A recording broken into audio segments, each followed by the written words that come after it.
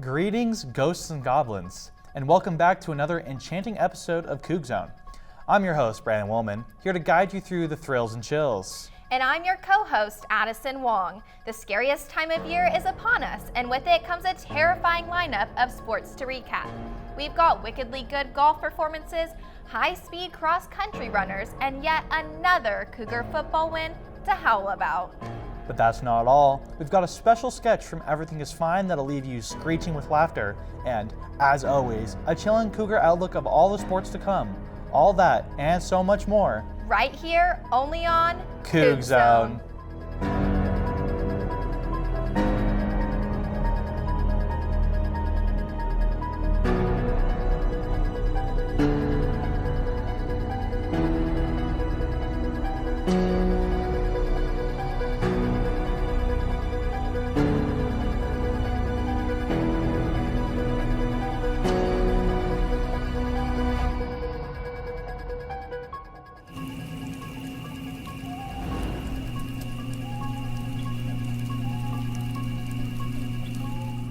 Cougar football, fresh off a bye week, ventured into the harrowing Valley Children's Stadium to face Fresno State. But what unfolded was a night filled with cursed plays and a last-minute dash for salvation. The Cougs came out with an early bite, scoring twice in the first quarter, a rushing touchdown by John Mateer and a petrifying end-around by Chris Hudson. But after that quick start, the offense seemed to fall under a wicked spell. For hours, they were locked out of the end zone, as if trapped in a football nightmare. Mateer, who had been steady all season, suddenly found himself bewitched. His first fumble of the year and an intercepted deep pass made it seem like the long ball had been hexed. The Cougs saw their early lead slip through their fingers. But down 16-17 in the final quarter, a savior emerged, Ethan O'Connor. With the Cougs needing a spark, he saw the future as if through a crystal ball. Visions must have plagued Fresno State's quarterback, Mikey Keene, because O'Connor jumped a short route and ghosted through the Bulldogs defense, taking the ball 60 yards to the house. The crowd couldn't barely believe their eyes as the winning touchdown was delivered with under 7 minutes to play. It was far from a pretty win, more like a Frankensteinian creation, stitched together from moments of horror and glory. But the Cougs, with their unwavering spirit, survived the chaos, improving to 5-1, their best start since the days when A Quiet Place first haunted theaters. So beware, Cougar fans, the season is far from over, and more ghostly gridiron battles lie ahead. But with the potential we've seen, there's every reason to be optimistic. The latest tremor in the Pac-12 saga occurred on September 30th when the Gonzaga Bulldogs, longtime basketball powerhouses, made their spooky entrance into the Pac-12. Their application was approved by the shadowy Pac-12 Coven of Directors with a unanimous vote, as if by some mysterious force guiding their wands. This move strengthens the Pac-12's basketball legacy, but as we all know, deeper concerns are lurking in the shadows. The real nightmare lies with football, where the picture of the Pac-12 remains a mystery. Despite adding 5 new football programs, the conference is still teetering on the edge of extinction, falling short of the 18 threshold required by the NCAA to remain a viable conference. The clock is ticking, louder and louder, with a 2-year grace period ending in July 2026. If the Pac-12 fails to meet this threshold, a risk being buried in the graveyard of conferences past. And make no mistake, the Grim Reaper is watching. The Pac-12 powers are scouring the land for new teams to restore their football ranks and breathe life back into their withered TV deals. The stakes are higher than ever, and the path forward is fraught with danger. Will they find salvation in time, or will they fade into obscurity, becoming a shell of the powerhouse they once were? Until then, we'll be watching the saga unfold, one creaky step at a time. And rest assured, we'll be here to bring you every chilling update as the Pac-12 continues its desperate fight for survival. The Wazoo volleyball team has danced with danger, venturing into battle 4 times and escaping with 3 victories. The Cougars fought through a gauntlet of terror, leaving their foes haunted by defeat. It all began on October 3rd when the Cougs lured Portland into their lair. Wazoo easily took the first set, but narrowly escaped a second set scare with a 2-point win. Not ready to rest in peace, Portland inched back to win sets 3 and 4, but the Cougs conjured up one last burst of power, surviving the final set 15-13. Sage Brustad, our very own Slayer, led the attack, striking fear into the Pilots with 20 kills.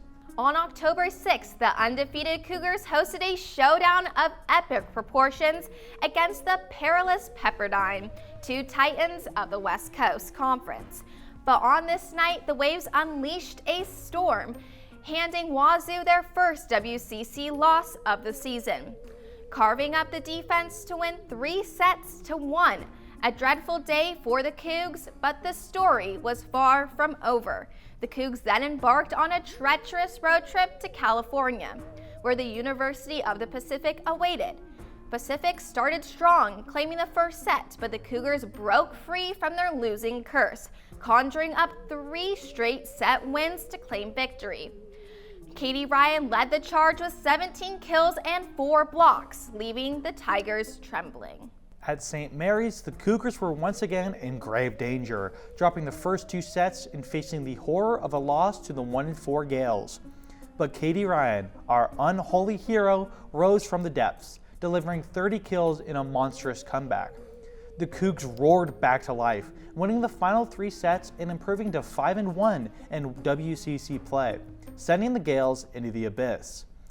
And let's not forget Ryan's achievement during that Pepperdine match, where she notched her 1,000th career kill, carving her name in Wazoo history. She now stands as one of the all-time greats, scoring the 10th most points in Cougar history, a true legend stalking the court. Men's golf traveled to the misty fairways of Wisconsin, where Wazoo dared to face the unknown at the Badger Invitational at University Ridge Golf Course. The tournament ran from September 29th through October 1st, where our Cougs finished in a spine-chilling tie for 4th place out of the 15 brave teams who entered the arena. But beware, one golfer emerged from the shadows to slash through the competition: junior Sam Renner. Yes, Renner wasn't just playing golf, he was haunting his opponents, creeping up the leaderboard with a terrifying round 2 score of 67. By the end of the tournament, Renner's ghostly performance left the others trembling as he claimed his first individual win, finishing 9 under par and leaving a trail of fear in his wake. Sophomore Ben Borgita had a solid showing too, perhaps under Renner's spell, finishing just 2 over par and displaying a spooky consistency. But the horror wasn't over. Oh no, far from it. The Cougs journeyed next to the haunted greens of Tri-Sting Tree Golf Club for the Oregon State Invitational on October 7th. The team finished 7th out of 12, still alive, but weakened. However, Sam Renner was a man possessed. Perhaps the ghost of victories past or something more sinister, Renner rose from the shadows again to claim his 2nd consecutive individual win.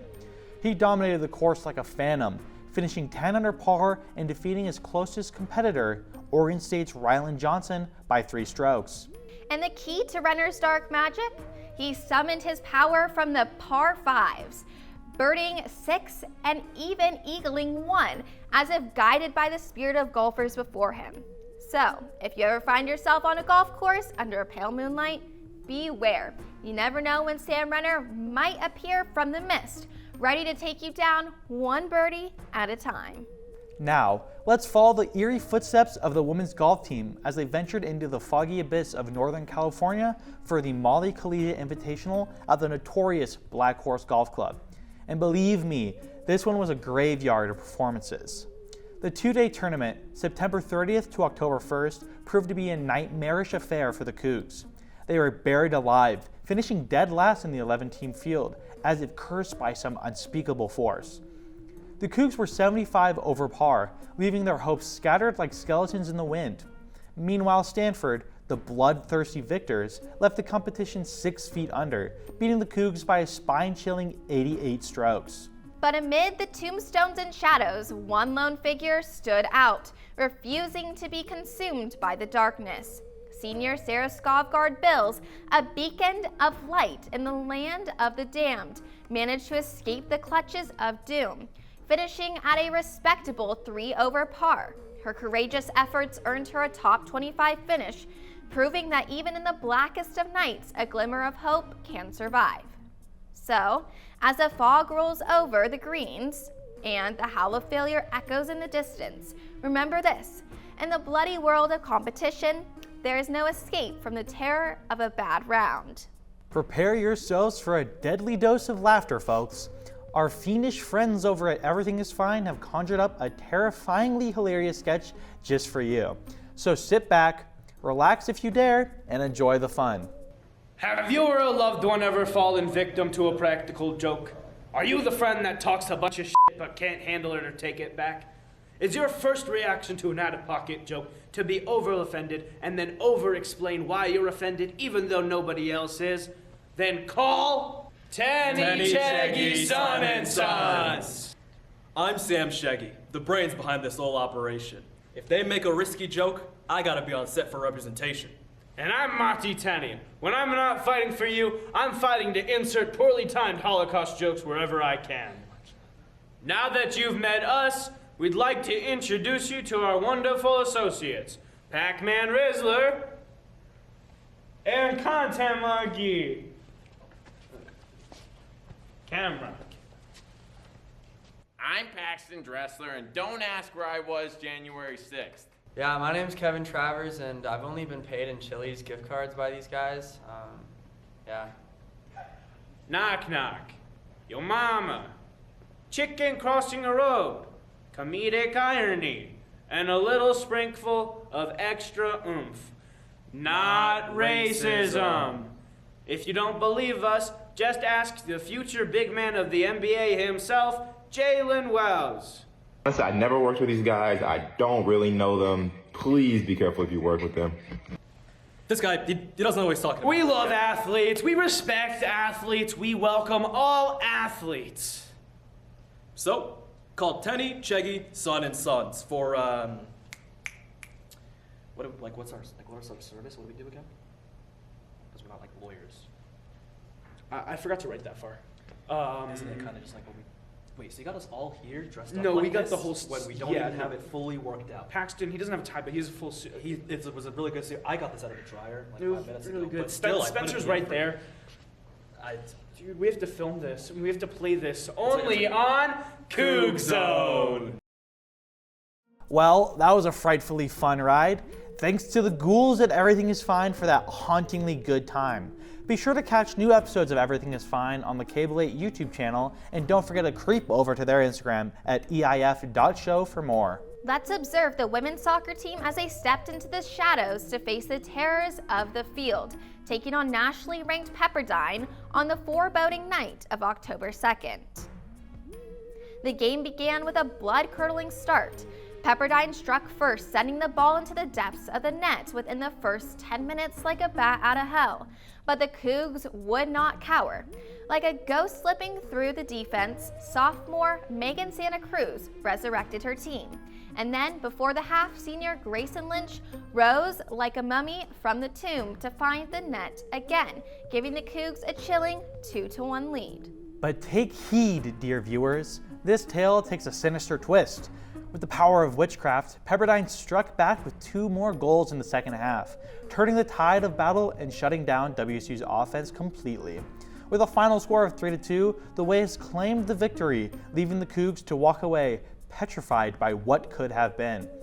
3 days later, the Cougs traveled to the City of Angels to face LMU, only to find Devils in the unnerving encounter. Senior Lindsey Turner found the net in just 13 minutes like an apparition of hope, but LMU struck back with their own goal, evening the score. The defenses dug in like gargoyles protecting their castle, and the Cougs left LA with another 1-1 tie, another page in their bestiary. On October 9th, back home in the safety of their lair, the Cougs faced off against St. Mary's. The game began with a bang, or should we say a shriek, as Grayson Lynch struck again, scoring the quickest goal of the season for the Cougs, just 5 minutes into the match. And that, my friends, was all they needed. The Cougs managed to escape with a 1-0 victory, clinging to the slimmest margin as if their lives depended on it. On October 12th, the Portland Pilots arrived on the Cougs' holy turf, looking to rain fire upon all Cougars. The crowd watched, frozen in fear, for the first 30 minutes as WSU's offense sputtered and faltered.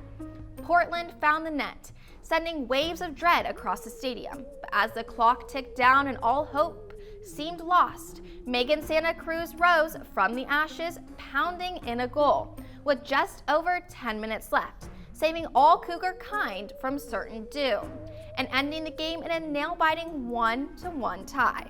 The WSU cross-country team took on the bone-chilling Joe Piani Notre Dame Invitational on October 4th. And what a terrifying tale it turned out to be. The men's 8K race saw freshman Evans Karui become the harbinger of the Cougs' hope. He charged through the haze, placing second overall, his best race of the season with a time of 22 minutes and 24 seconds. It was as if Karui was overtaken by a relentless spirit, leading the path for the Cougs' 11th place finish in the shadowy blue division. But he wasn't alone in this race. Senior Brian Barsaya ran with the fury of a man chasing down his own shadow, finishing 25th overall with a personal record of 23 minutes and 12 seconds. And he wasn't the only one setting records. Evan Bruce, Leif Swanson, Eric Sweden, and Grayson Wilcott each laid down their personal bests, clawing their way to the finish line like souls desperate for salvation. When the dust settled, the men's team had earned a total of 296 points. But beware, for the women's 5K brought its own tale of triumph. Senior Nima Kimtai was the first Coug to break through the fog, her time of 17 minutes and 1 second placing her 52nd overall. But just behind her, like a ghost hiding in her shadow, was senior Elena Stone Boggs, only 1/10 of a second behind, as if cursed by Kimtai's footsteps. The women's team, creeping their way through the blue division, finished 12th overall with 374 points, their collective effort carried by a lineup of first-time competitors, including Carolyn Jepkorer, Jessica Duran, Kalina Nuris, and Lindsay Siebert. Their first competitive 5K of the season was nothing short of a bloodbath. The swim team took a dive into their season opening weekend in Fresno on October 5th and 6th. 6 teams dared to enter, but WSU clawed its way to a 4th place finish. Be warned, for there was more lurking beneath the surface than meets the eye. In the devilish depths of the 400-yard freestyle relay, a fierce foursome of Darcy Revitt, Angela DiPaolo, Dory Hathazi, and Emma Wright sent shivers through the competition. They narrowly escaped UCLA's clutches by 1.2 seconds to claim the win. Revitt didn't stop there in her first individual collegiate race. She called upon the speed of a cryptic current, snatching victory in the 50-yard freestyle and etching her name into the WSU history books with the 8th fastest time ever. Back home, the Cougs hosted Northern Colorado at Gibb Pool, where a nightmarish showdown unfolded. The Bears didn't stand a chance as WSU took home 13 of 14 events, scoring 169 enchanting points to Northern Colorado's dreadful 93. Junior Emily Lundgren conquered with 3 wins, while junior Dory Hathazi and freshman Tatum Janning haunted the scoreboard with 2 wins. First-year head coach Russell Whitaker celebrated the gruesome victory as the first in his young career. The Washington State Cougars prowled the courts like tennis tricksters at the Husky Invitational, slashing through the competition with 5 out of 6 singles wins. Senior Elise and freshman Kaisato Kanamaki were a frightful force in singles, haunting their opponents with relentless shots. When they joined forces, they conjured a spine-tingling doubles win with a tiebreaker. Freshman Martina Pouville and sophomore Martina Markova also turned the courts into a petrifying playground, laying their opponents to rest with terrifying precision. Before we sign off on this episode of COUG Zone, let's send it over to our WSN correspondent Dominic Johnson for an outlook of Cougar sports to come. Meow. What's up, Cougs? I'm Dominic Johnson, and this is your Cougar sports outlook for the scariest time of the year. Hold on to your broomsticks because the action coming your way is spookier than a cemetery. Let's kick things off with football, where the Cougs are heading into the heart of darkness, sunny San Diego, to face off against their future Pac-12 rivals, the Aztecs, on Saturday, October 26th. The game kicks off at 7:30 p.m. But beware, while the weather may be warm, the competition is ice cold. Now, let's float over to soccer. The ladies are traveling to California's ghostly coast to take on Santa Clara under the moonlight on Wednesday, October 23rd at 7 p.m. After that, they'll disappear from the field until November, resting and recharging for their next spooky showdown. As for women's golf, they'll be teeing off in the twilight zone of the Boulder Creek Golf Course for Arizona's Clash at Boulder Creek. The three-day battle begins on Sunday, October 20th, and wraps up on the 22nd. That tournament will officially close the book on WSU's fall golf schedule. Now, for some ghoulish volleyball action. The Cougs are summoning their inner demon to host Gonzaga on Saturday, October 26th at 12 p.m. in Boiler Gym. Don't miss out on this Halloween-themed fan appreciation game. Wear your costumes because the only thing scarier than the match is showing up without a costume. Last, but certainly not least, the rowing team is about to dive into the murky waters of the head of the American Regatta on Saturday, October 26th. Sacramento State will host this all-day event on the waters of Lake Natoma. Will our rowers navigate through the fog, or will the lake claim them as well? Alrighty, Cougs, that's all the chilling news I have for you today. Stay safe out there, and may your Halloween be filled with treats and no tricks. Back to you, Brandon and Addison, if you dare. Thanks, Dom, and thank you for joining us, Creatures of the Night. Want more bone-chilling WSN content? Follow us, if you dare, on all our social medias, Wazoo Sports Network on Instagram and TikTok, and Wazoo Sportsnet on X. And don't forget to like and subscribe to Cable 8 Productions on YouTube, where you will find more fiendishly good content, including the next episode of Everything is Fine, and all our other terrifyingly awesome shows. Oh, and beware, our merch store is live. Just click the link in our Instagram bio to explore all the wicked WSN swag ready to be snatched up. Once again, I'm Brandon Willman. And I'm Addison Wong, your host of Horror for today's episode. We'll see you next time. Right here, only on COUG ZONE.